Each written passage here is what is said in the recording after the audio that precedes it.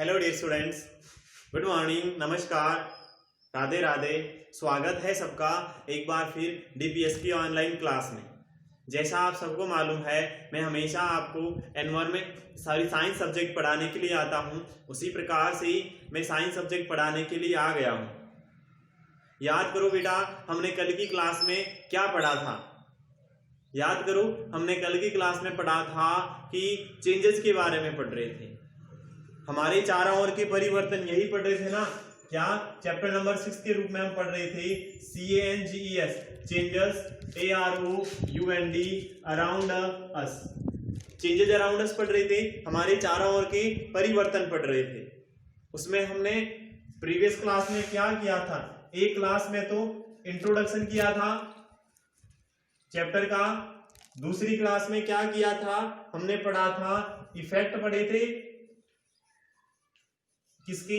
Changes के effect पढ़े थे कि हम कोई परिवर्तन होता है तो उसमें प्रभाव क्या पड़ता है। आज हम पढ़ने वाले हैं रिवर्सिबल और इरिवर्सिबल पढ़ने, REVERSIBLE, reversible and IRREVERSIBLE CHANGES, reversible और इरिवर्सिबल चेंज पढ़ने वाले। हिंदी में कहूं तो इसका मीन्स तो बेटा होता है उत्कर्मणीय, और इसका हिंदी मीन्स होता है अनुत्कर्मणीय। इसका क्या होता है? अनुत्कर्मणीय। और चेंजेस का मीन्स वही, यानी परिवर्तन। चेंजेस का मतलब आपको पता है, परिवर्तन होता है। देखो, इसमें आप वर्ड देखना, रिवर्स देखना, REVERSE। इसमें देखना इररिवर्स, IRREVERSIBLE।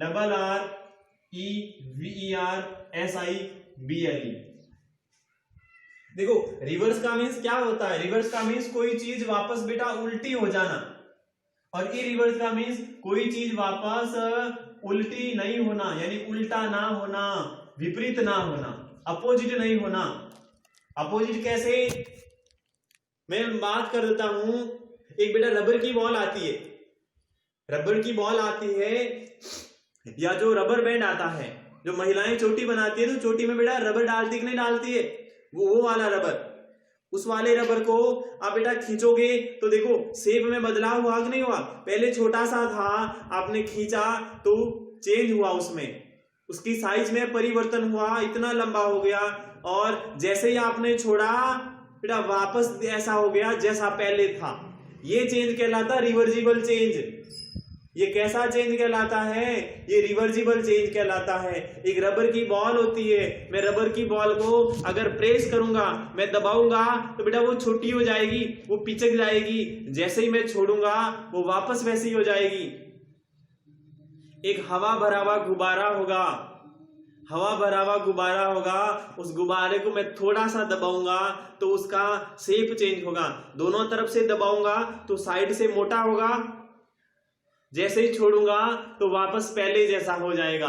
यानी वापस चीज, कोई भी वापस चीज रिवर्स हो जाती है उसको रिवर्सिबल चेंज कहेंगे।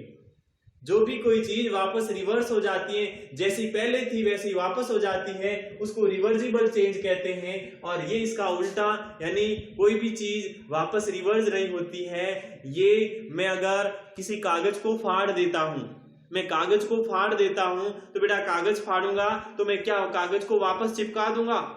अब चिपकाऊंगा तो किससे चिपकाऊंगा? भले ही फेविकोल से चिपका दो, भले ही फेविक्विक से चिपका दो, भले ही टेप से चिपका दो, लेकिन पहले जैसा नहीं होगा। पहले तो पता ही नहीं चलता था, इतना सुंदर पेपर था, लेकिन आपको पता चल जाएगा, फिर फटा हुआ वापस चिपकाओगे तो पता चल जाएगा। दूसरा एग्जाम्पल, मैं बेटा कागज को जला देता हूं। मैंने कागज को जला दिया, कागज को जलाया, उसकी राख हो गई। क्या बेटा राख को वापस कागज बना सकते हो क्या? बिल्कुल नहीं बना सकते हो, कभी नहीं बना सकते हो। तो वो क्या हुआ? वो इरिवर्सिबल चेंज हुआ। सारी बातें समझ में आ गई होगी जो भी मैंने इस क्लास में पढ़ाया है, रिवर्सिबल का और इरिवर्सिबल का। ठीक है ना? तो देखिएगा, थोड़ा और डिस्कस कर देता हूं मैं इसके बारे में। देखिए, the shape of the rubber ball, the shape of the rubber ball comes back to its original shape when you stop pressing it. ये यही कहा गया है कि कोई भी रबर की गेंद का आकार होता है, वो अगर आप उसको दबाने के बाद में छोड़ दोगे तो वो वापस पहले जैसा आकार आ जाएगा। The blown up balloon increase in size when kept in the hot sun. The blown up balloon यानी एक हवा भरा हुआ गुब्बारा जब आप बेटा सूर्य की धूप में रखोगे तो वह क्या होगा, उसकी साइज में वृद्धि होगी। उसकी साइज में क्या होगी, उसकी साइज में वृद्धि होगी। उसके अलावा increase in the number of cells because our body to grow in size. जैसे जैसे हमारा शरीर वृद्धि करता है, हमारा शरीर बड़ा होता है, तो शरीर में कोशिकाओं की संख्या में वृद्धि होती है।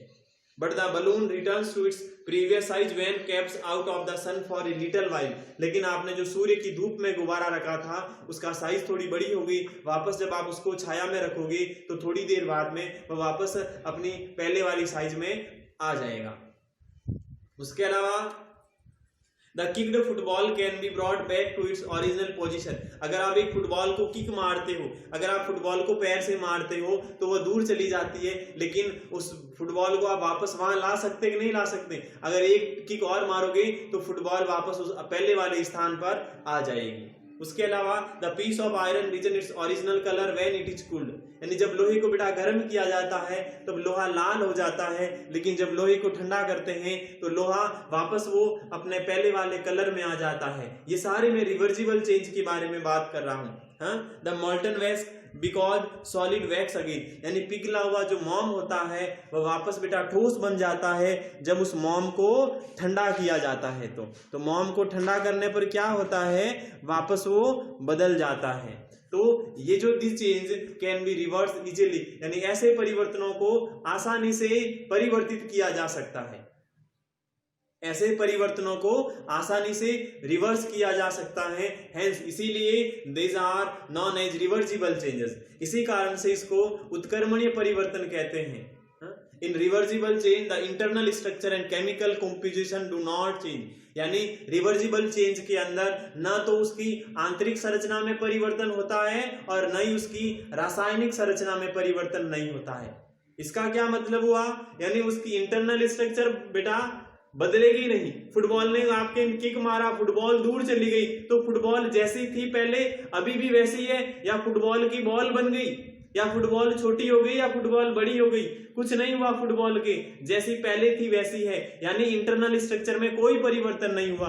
फिर बात करते हैं केमिकल कंपोजिशन, तो केमिकल कंपोजिशन भी वही होता है कि जो कोई भी चीज जो जिसकी बनी हुई होती है वह उसी की बनी हुई होगी, उसमें कोई परिवर्तन नहीं आएगा। The change which cannot be reversed to its original position are known as irreversible change, यानी ऐसे परिवर्तन जो कि उनकी मूल स्थिति में विपरीत नहीं किया जा सकता है, मूल स्थिति में वापस नहीं लाया जा सकता है, उसको अनुत्क्रमणीय या इररिवर्सिबल चेंज कहते हैं। लाइक जैसे कि मिल्क चेंज इनटू कर्ड, मेरा दूध का दही बन गया, दूध का दही बन गया, लोहे के जंग लग गई, कागज को जला दिया, पौधे की वृद्धि हो गई या जानवर की वृद्धि हो गई, तो आप उसको क्या वापस उल्टा कर सकते क्या? आपके घर में बेटा दूध का दही बन गया, क्या दही का वापस दूध बना दोगे? कभी नहीं बनेगा।